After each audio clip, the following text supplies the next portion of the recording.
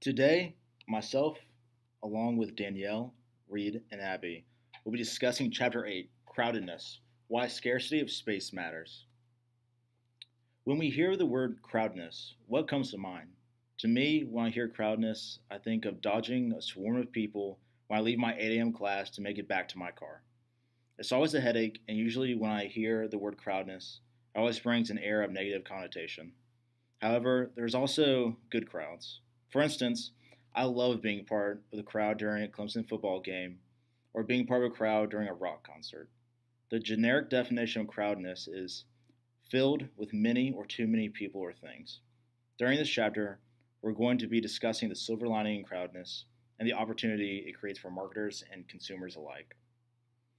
So, let's go back to my example of an unpleasant crowd the massive amount of students trying desperately to make their morning classes or to just leave campus. What is our initial reaction when we're in an unpleasant crowd? Well, generally speaking, we become anxious and nervous, but we want to escape. We want to escape. But how do we escape these unpleasant crowds? Most of us, including me, whip out our smartphones and escape into the digital world of music, social media, what have you. This escape creates the perfect opportunity for marketers. It allows them to reach the consumer with welcoming advertisements at their most stressful time and helps them escape their unpleasant crowd. Let's try another example the subway. In America alone, the average person spends roughly 48 minutes commuting each way. In 2015, an average of 5.65 million people rode the subway in New York City every workday and 1.763 billion each year. In the top 10 largest cities, the annual ridership of subways is around 22.7 billion people, which is more than 3 times the world's population. This substantial amount of downtime during daily commutes could be a goldmine for marketers.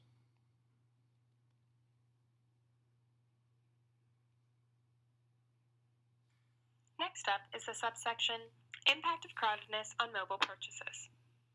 The author and 3 of his fellow researchers conducted a study with the goal of testing how crowdedness affects consumers' responsiveness to mobile advertisements.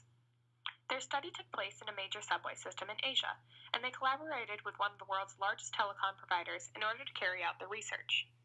But first, they had to define crowdedness. They defined it as the number of people per square meter. For this particular study, the highest level of crowding observed was 5 passengers per square meter, so that was the upper limit. Next, they needed to send out advertisements by randomly targeting to consumers throughout the day, using the telecom provider to precisely locate where exactly they were in the subways. For each day of their study, they sent advertisements for various services at 5 different times, each corresponding roughly to a typical phase in a day's cycle. It's important to note that the targeted population of over 50,000 users had not previously subscribed to any of these additional services, nor had they received a similar text message from the wireless company. This helped the researchers to rule out potential carryover effects of earlier marketing campaigns. Moving on to the subsection New Considerations Finding Value in Crowdedness. After reviewing their data, the results suggested that the commuters on crowded subway trains are about twice as likely to respond to a mobile offer by making a purchase as consumers on non-crowded trains. The response rate across the entire sample was 3.22%, compared to the 0.6% response rate for mobile coupons and 1.65% response rate for the effectiveness of location-based mobile coupons. The purchase rates measure 2.7% with 2 people per square meter, and increased to 4.1% with 5 people per square meter. It's fascinating to note that consumer responsiveness is non-linear. If the baseline for crowdedness is set at 2 people, the likelihood of purchase increases by 16% when doubled to 4 people. But if the crowdedness is increased to 5 people, the likelihood jumps by 47%. So the more crowded the train, the greater the increase. Even in instances of unexpected crowdedness due to delays, these findings still held true.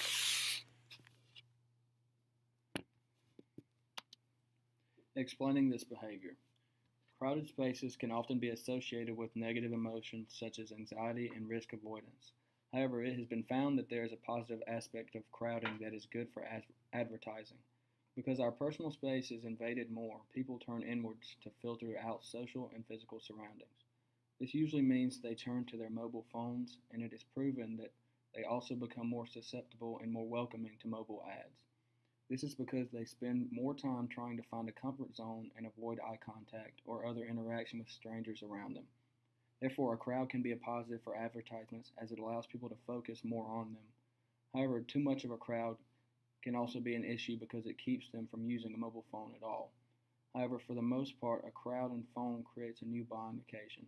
According to the study, a commute time of 30 minutes in the top 10 subway systems in the world gives a time of 5.68 billion hours of consumer downtime.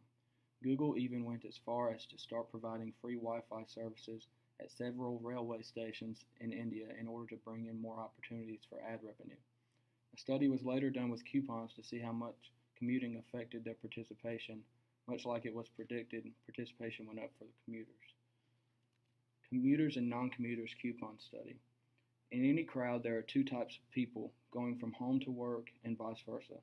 Do these people have different tendencies on how they view the ads? Well, in a different study, they found in the stress that is involved in commuting caused an increase in redemption of mobile coupons that were given to random strangers. And it was found that commuters had a much higher usage rate of the coupons. The average rate of commuters versus non-commuters was nearly 30% higher, with the usage rate of non-commuters being almost non-existent. It was also found that commuters respond well to a single coupon and negatively to a promotion with multiple coupons. This became the opposite with non-commuters. Commuters also responded well to shorter redemption times. For example, coupons that only lasted a couple hours or a day will have a much better impact. The point is that firms can enhance the overall effectiveness of their mobile marketing strategies when they target commuters. Now Abby is going to dive into the food for thought section. Next up is the food for thought section, which focuses on how to target customers in a crowded area. An effective mechanism in targeting consumers in crowded areas is mobile promotion. This could be because when you're in a crowded area, you want to get out, and a coupon or promotion that pops up on your phone could be your excuse. When people are targeted in a crowd, the likeliness of people going into your store go up when you send out a promotion when they are close in proximity, and when the discount rate is higher. Mobile marketing strategies are usually based on peak hours versus non-peak hours. For instance, think of people riding a train. Commuters who ride the train daily to work will receive one coupon with a short expiration date, and non-commuters who do not ride the train daily will receive 5 coupons with a long expiration date. Crowdedness is a relatively new phenomenon that will not be going away anytime soon. We've only seen a little bit of what crowdedness and technology are going to become. Next up, we have the 3 main takeaways for firms. One study claims that mobile ad spending was supposed to reach $100 billion by 2018. After further research, I found out that the amount surpassed $100 billion and reached $180 billion. Because of the popularity of mobile advertisements, companies have felt the need, now more than ever, to invest in technologies that emphasize the importance of consumer trends and when consumers are most receptive to ads. The first main takeaway from crowdedness is a mobile ad can welcome diversion in a crowded room, hallway, sidewalk, etc. Redemption rates for mobile users can be twice as high in a crowded area versus non-crowded areas. The next takeaway would be when determining effectiveness of mobile ads, it is super important to know the difference between commuters and non-commuters and commuting hours versus non-commuting hours. It's not worth it for the company to waste their time, money, or efforts on consumers who aren't going to acknowledge their advertisements. Lastly, the third takeaway is redemption rates can vary exceedingly due to the ranging numbers of coupons sent to the customer as well as the length of the redemption period. Non-commuters respond best to multiple coupons with longer redemption periods. In conclusion, crowdedness is very relevant to the course framework as a whole.